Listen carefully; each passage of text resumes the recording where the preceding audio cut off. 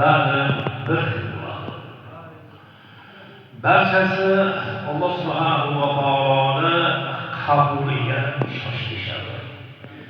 Ehromga kirilgan lahzadan boshlab barchani shiori labbayk Allohumma labbayk la sharika laka labbayk innal hamda wan ni'mata laka wal mulk la sharika lak. Labbayk, ey Allohim labbayk, senga sherik bo'ladigan zot yo'qdir.